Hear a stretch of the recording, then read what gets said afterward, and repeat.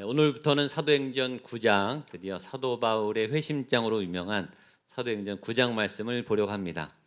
그 전에 지난주 설교 부분에 약간 교정할 게 있어서 먼저 알려드리고 가겠습니다. 사도행전 8장 27절 지난주 본문인데요. 한 절 같이 한번 읽어보실까요? 시작. 일어나 가서 보니 에디오피아 사람 곧 에디오피아 여왕 간다게의 모든 국고를 맡은 관리인 네시가 예배하러 예루살렘에 왔다가, 여기 보면 제가 지난주에 네시의 이름을 간다게로 제가 얘기했던 것 같아요. 근데 여왕의 이름이 간다게고 네시의 이름은 없습니다. 거의 착오 없으시도록 교정하니까요. 본문의 어떤 영적 메시지의 핵심 사항은 아니지만 사람 이름은 또 중요하니까 그렇게 수정하도록 하겠습니다. 사도행전 9장은 사도행전에서 또 다른 굉장히 중요한 분수령에 해당합니다. 새로운 인물이 등장하는데 사도 바울, 사울이 바울된 역사적인 기록입니다. 한 개인이 예수님을 만나서 변화되는 그런 회심 사건을 기록하고 있지만 이 기록이 왜 중요한가 하면 이 한 사람의 기록으로 기독교 역사가 변했고 세계 역사가 변한 한 사람의 만남이지만 역사적인 만남이에요. 굉장히 중요합니다. 그래서 이 9장을 제가 굉장히 기다렸어요. 이 9장의 말씀이 굉장히 두려운 말씀이면서 기대와 소망이 되는 말씀이에요. 우리 개인의 어떤 변화뿐만 아니라 우리 공동체가 변하고 나라가 변하고 어떤 역사가 변하는 그 중심에 한 인물의 예수님과의 아주 깊은 뜨거운 만남이 있었습니다. 이 바울의 예수님을 만난 사건을 통해서 우리의 믿음을 돌아볼 수가 있어요. 내 신앙도 점검할 수 있고 우리 가정과 이 국가 공동체가 지금 어디에 와 있나도 점검할 수 있습니다. 굉장히 중요한 장이어서 오늘 하고 한 2, 3주 정도 같이 좀 세밀하게 보려고 합니다. 지난주까지는 스데반에 걸어온 길, 빌립에 걸어온 길을 봤다면 오늘은 사울이 걸어간 길, 사도 바울이 사울이 바울에 대해서 걸어가는 그 길을 보려고 합니다. 먼저 성경은 그 사울이 자신의 인생길을 열심히 준비하는 어떤 모습에서 출발합니다. 1절로 3절 같이 한번 보겠습니다. 시작. 사울이 주의 제자들에 대하여 여전히 위협과 살기가 등등하여 대제사장에 가서 다메섹 여러 회당에 가져갈 공문을 청하니 이는 만일 그 도를 따르는 사람을 만나면 남녀를 막론하고 결박하여 예루살렘으로 잡아오려 함이라. 사울이 길을 가다가 다메섹에 가까이 이르더니 호련히 하늘로부터 빛이 그를 둘러 비추는지라. 오늘 등장하는 이 사울이 열심히 뭔가 자기가 걸어갈 일들을 준비하고 살아가는 그 모습을 봅니다.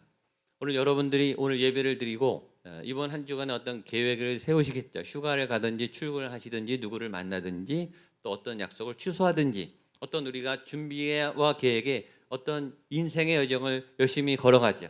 그것을 계획하고 움직여요. 오늘 사울도 뭔가를 열심히 준비하고 계획해요. 인생은 길을 가는 것과 같죠. 믿음의 여정 역시 길을 가는 것과 같아요. 근데 오늘 사도 바울처럼 우리가 그런 계획을 잘 세워도 변수가 항상 많죠. 믿음의 여정 역시 변수가 굉장히 많아요. 그래서 우리가 잘 아는 잠언 말씀은 우리에게 이렇게 교훈하고 있습니다. 잠언 16장 9절입니다. 시작. 사람이 마음으로 자기의 길을 계획할지라도 그의 걸음을 인도하시는 이는 아멘. 우리 한 번 더 읽겠습니다. 시작. 사람이 마음으로 자기의 길을 계획할지라도 그의 걸음을 인도하시는 이는 여호와시니라. 아멘. 아멘입니까? 이 본문은 은혜가 되기도 하고 사실은 굉장히 당황스럽기도 해요. 우리는 내 계획대로 좀 잘 됐으면 좋겠어요. 내가 꿈꾸고 내가 좋아하는 그 길로 이게 잘 풀리고 그렇게 하나님이 했으면 좋겠는데 우리가 아무리 계획을 세워도 실제 진행은 하나님이 하신다니까 우리의 뜻대로 잘 되지 않을 수 있다. 이런 가능성이 많죠. 그러나 내가 아무리 계획을 세워서 내가 계획을 해도 내가 생각한 내 수준이 있는데 하나님은 나보다 나를 더 잘하시니까 내가 계획한 것보다 훨씬 더 좋은 우수한 내가 알지 못했던 길들과 만남을 열어주실 수 있죠. 그런 의미에서는 소망이 생겨요. 저도 여러분도 저에게 주어진 여러분에게 주어진 어떤 믿음의 길을 지금 걸어가고 있는 여정 중에 있습니다. 전 세계 사람들이 좋아하는 유명한 CCM 연주가 우리 돈 모엔이 작곡한 God Will Make a Way 이런 찬양 대부분 아마 아실 거예요. 이 가사가 한번 주중에 들어와서 여러분 아시겠지만 가사를 영어로 한번 묵상하려고 합니다. God will make a way. 하나님이 내게 길을 만드신다. 저와 여러분의 길을 하나님이 만드시죠. Where there seems to be no way. 근데 그 길은 안 보여요.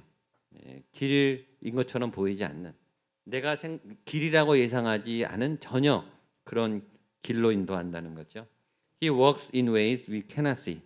하나님 우리가 볼 수 없는, 예측할 수 없는 방법으로 일을 하시고, He will make a way for me. 그는 나를 위해 길을 만드세요.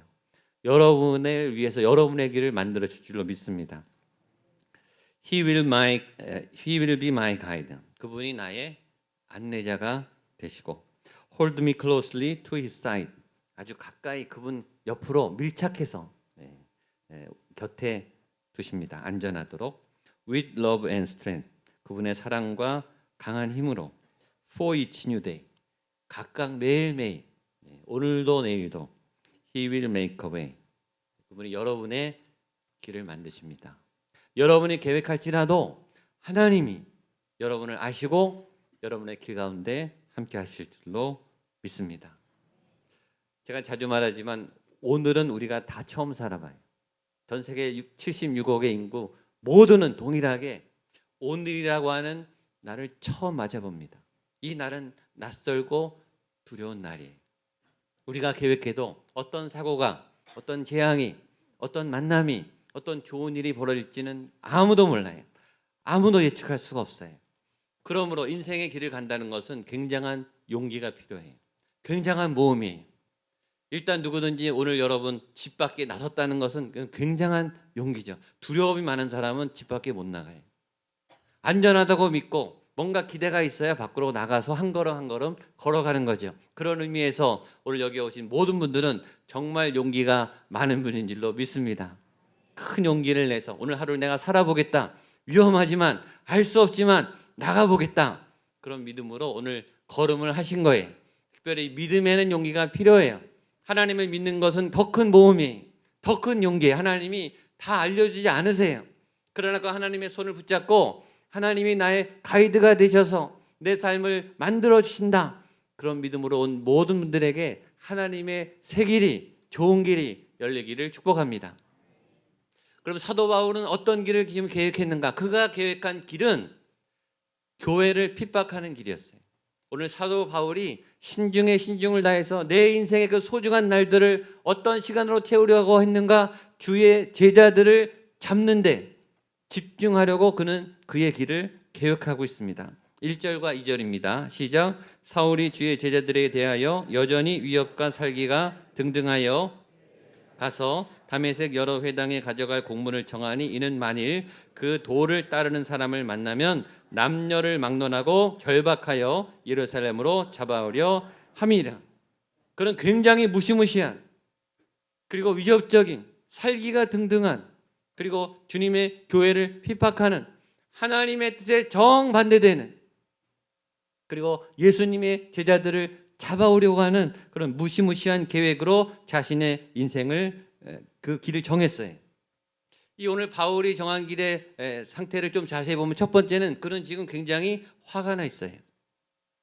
1절에 보면 사울이 주의 제자들에 대하여 여전히 위협과 살기가 등등하여, 뭔가 지금 이글이글 끓는 분노가, 적개심이 그 안에 가득해요. 살기가 가득해요. 만나기만 해라. 내가 죽여버리겠다. 다 잡아버리겠다. 내가 없애버리겠다.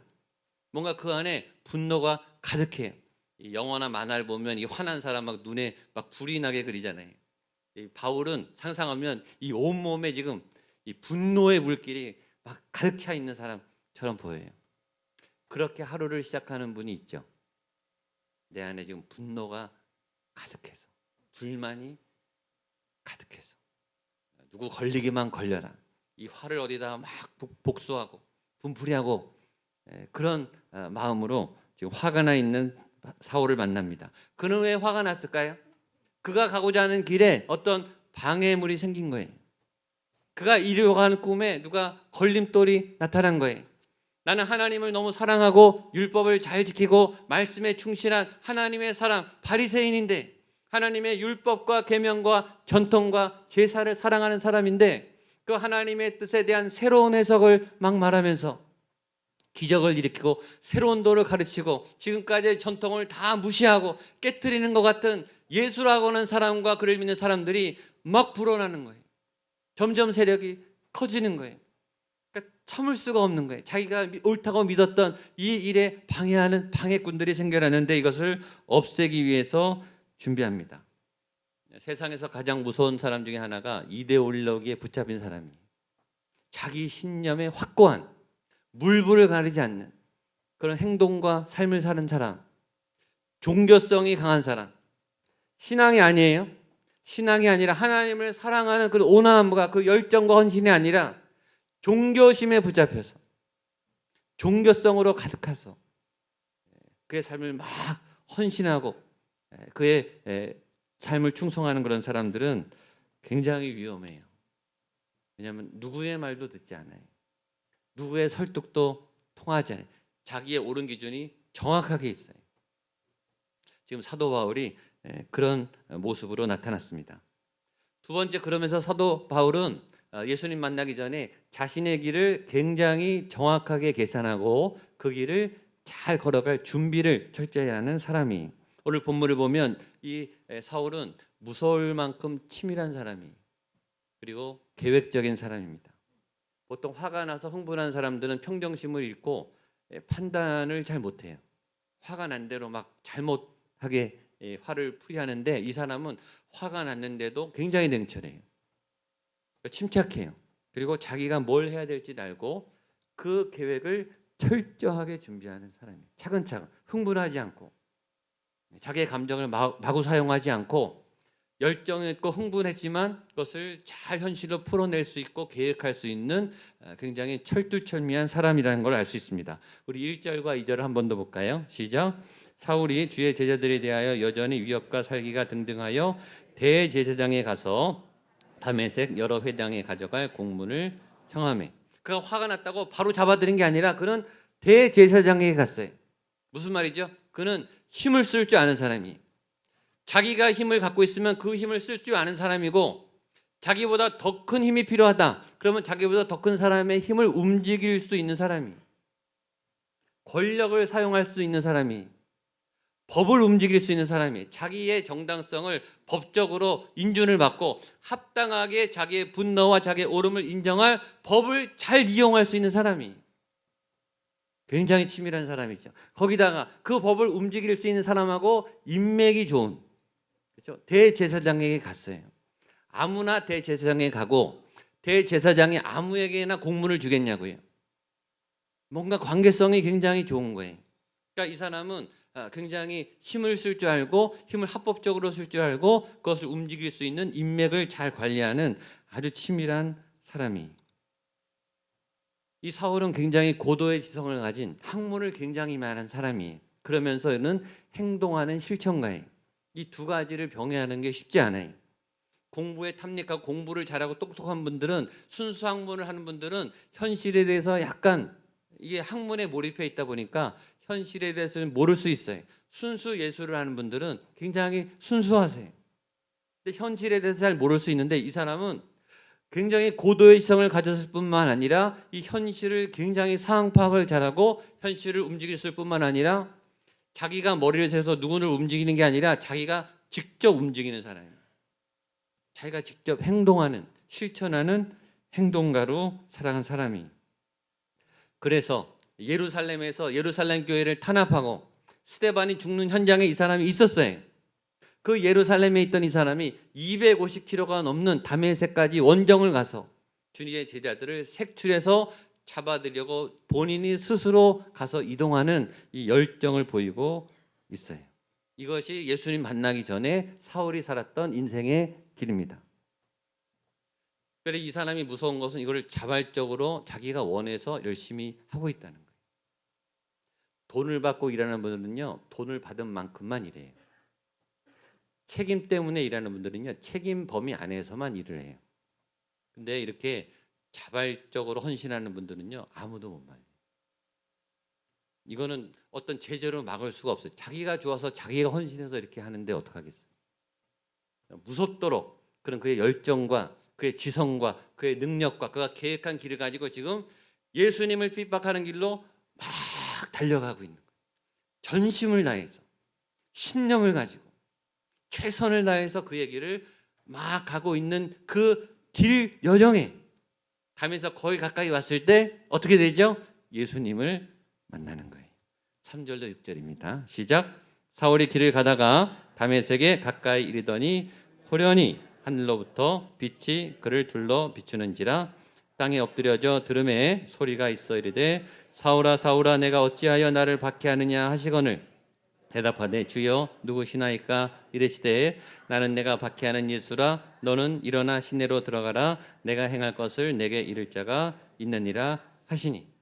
이 사울은 정말 불도저 같아. 계획 완벽하죠. 똑똑하죠. 열정 있죠. 힘 다 가졌죠. 법으로 다 승인받았죠. 그냥 불도저처럼 막 가고 있어요. 누구도 못 말리는 길을 막 가고 있는데 전혀 예측하지 않은 그 길 어떤 한복판에 예수님이 딱 기다리고 계신 거예요. 자기가 철저하게 계획하고 하기 원했던 그 길의 그 낯선 어느 자리에 예수님이 사울을 기다리고 계셨어요. 그리고 거기서 사울은 예수님을 만나게 됩니다. 사울이 예수님을 만나다기보다는 예수님이 사울을 만나 주신 거죠.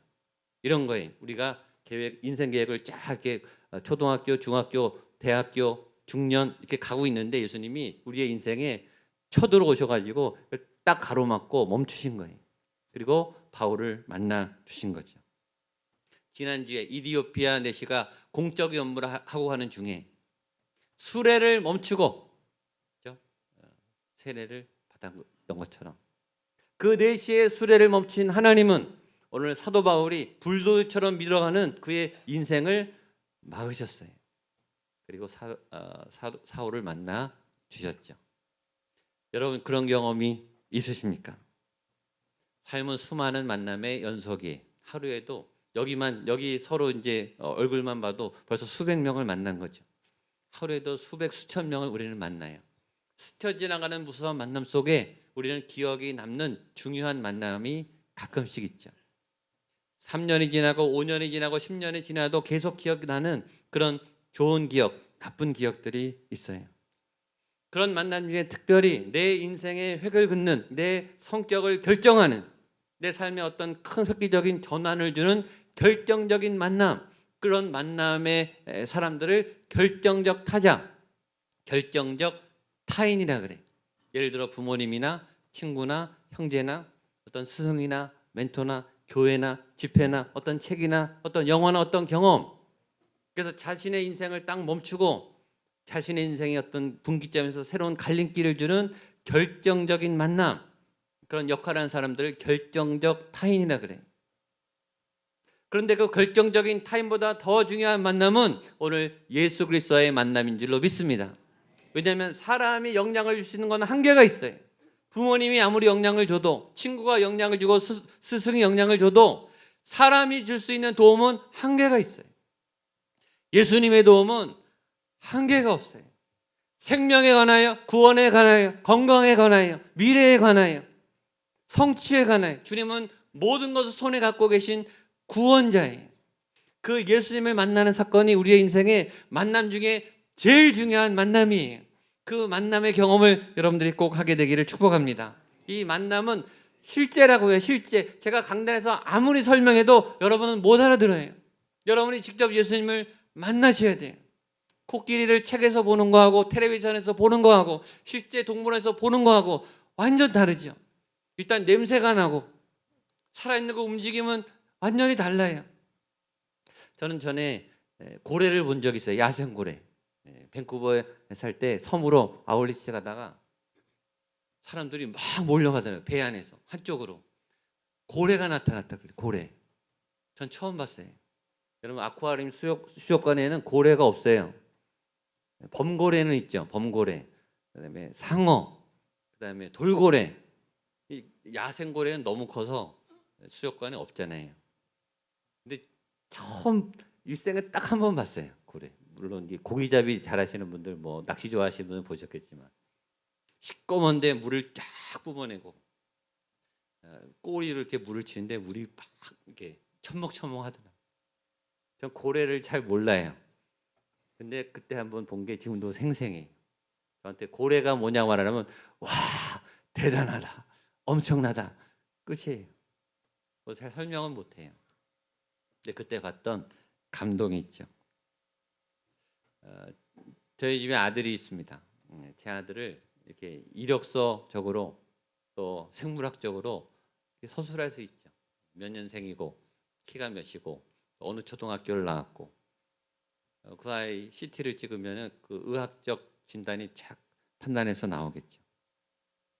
그걸로 우리 아들을 다 설명할 수 있겠냐고요. 제 아내가 23년 전에 저희 아들을 낳고 저와 23년을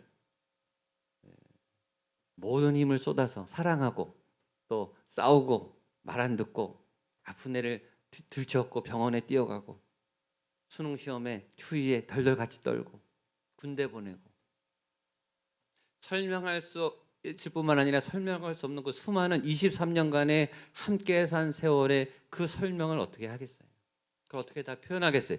저희 부부가 제 아들을 다 아는 것도 아니에요. 그 속을 지금도 모르겠어요. 그러나 23년 동안 저희와 저희 아들은 만남의 경험이 있죠. 생생한 경험이 있죠. 그게 만나는 거예요. 설명을 잘한다고 만나는 게 아니에요. 지식이 많다고 잘 아는 게 아니에요. 나 그 사람 만났어 라는 경험.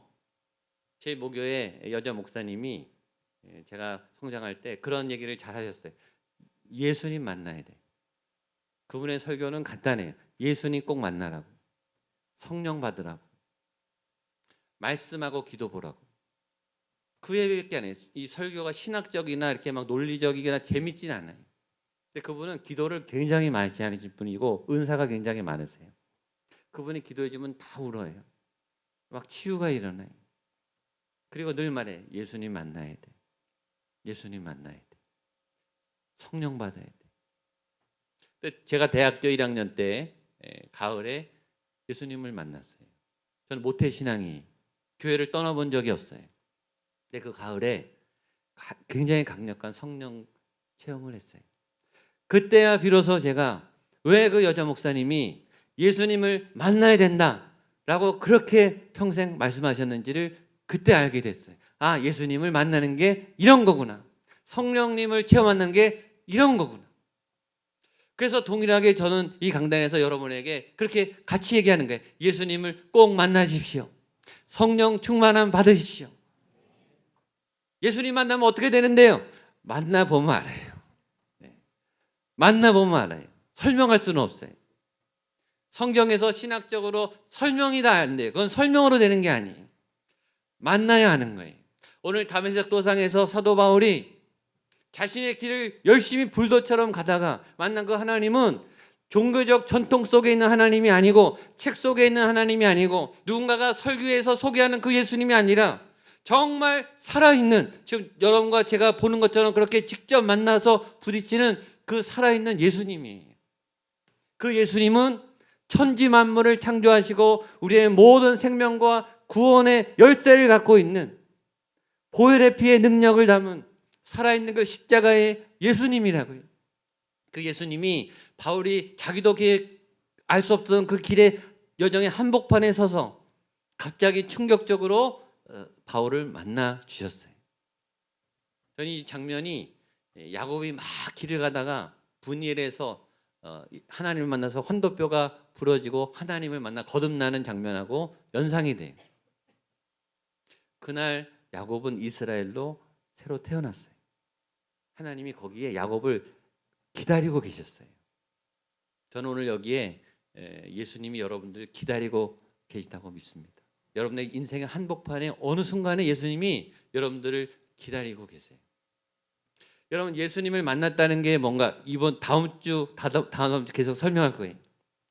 오늘 사도 바울이 이 한 번의 만남을 통해서 완전히 인생이 바뀌어요. 그럼 그게 만난 거예요. 얼만큼 바뀌냐면 그의 모든 세포 하나하나까지 다 해체돼. 그의 인생의 모든 계획과 신념과 사고와 그의 모든 가치관이요 다 완전히 부서집니다. 다 박살나요. 그리고 다시 조합이 돼요. 3일 동안 침묵하면서. 그래서 다시 새롭게 빚어져요. 그걸 본어겐 거듭났다 그러죠. 그게 거듭나는 거예요, 여러분. 한 번 죽고 다 해체되고 길이 끊긴 다음에 다시 재결합이 돼서 새로운 길을 걸어가는 게 거듭나는 거예요, 여러분. 여러분 예수님 만났다고 정확하게 얘기하셔야 돼요. 예수님 만나서 정말 내 삶이 변했는가? 사도 바울이 그 다음에요 자기가 계획했던 길을 갈 수가 없어요. 예수님을 알아버렸기 때문에. 그래서 자기가 계획한 모든 길을 다 내려놓습니다. 그만큼 예수님과의 만남은 강력한 거예요. 그게 진짜 예수님을 만나는 거예요. 아시는 분은 알 거예요. 오늘 설교 제목이 사울 예수를 만나다. 한번 따라하죠. 사울 예수를 만나다.